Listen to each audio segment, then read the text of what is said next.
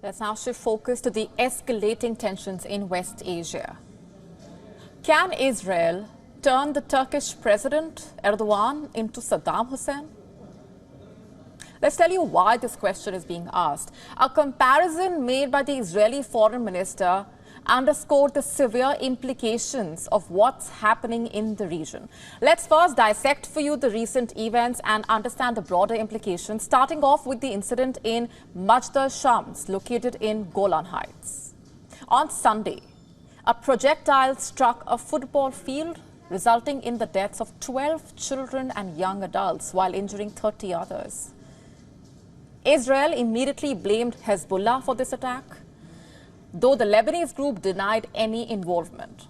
Israel claims it found evidence of an Iranian-made Falak 1 rocket at the scene, purportedly directed by a Hezbollah commander from southern Lebanon. However, Hezbollah's rapid and categorical denial adds a layer of complexity.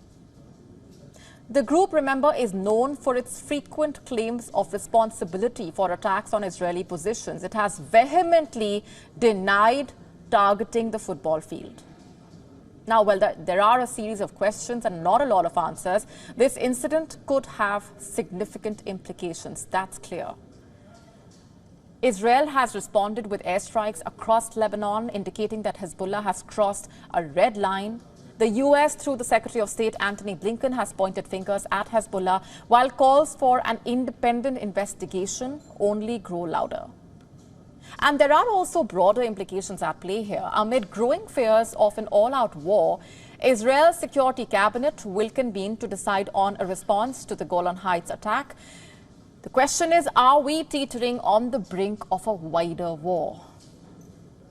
The international community, including the UN and the European Union, have called for restraint and an independent investigation. The Lebanese government has condemned the attack on civilians, and amid fears of an Israeli retaliation, many flights to and from Beirut have been cancelled or delayed. Iran, meanwhile, has warned Israel against any new adventure, calling the Golan Heights incident a fabricated scenario intended to distract from the ongoing conflict in Gaza. With parts of the Israeli population demanding decisive action, can Prime Minister Benjamin Netanyahu afford to hold back? And what really are the ramifications for the Israeli Prime Minister if he chooses restraint over aggression? And that brings us back to our central question. Can Israel turn Erdogan into Saddam Hussein?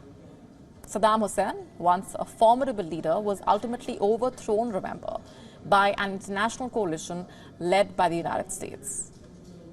Now, the Turkish President Recep Tayyip Erdogan faces similar threats. On Sunday, Erdogan hinted at possible intervention in Israel, similar to Turkey's actions in Libya and Azerbaijan.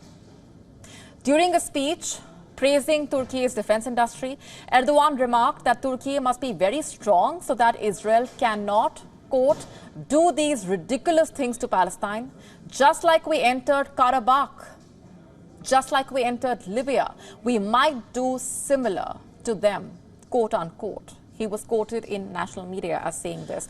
And in response, the Israeli foreign minister on social media compared Erdogan to Saddam Hussein, warning him to remember the fate of the former Iraqi leader.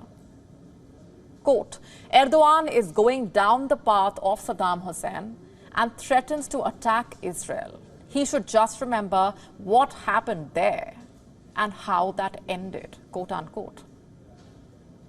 Under Erdogan, Turkey has positioned itself as a significant player in the region. And the question, can Israel turn Erdogan into Saddam Hussein, is not just a rhetorical one. It basically encapsulates the fears and the tensions that define the current geopolitical climate in West Asia. The potential for widespread conflict is real. The lives of millions continuing to hang in the balance. To stay up to speed with the latest news, download the WION app and subscribe to our YouTube channel.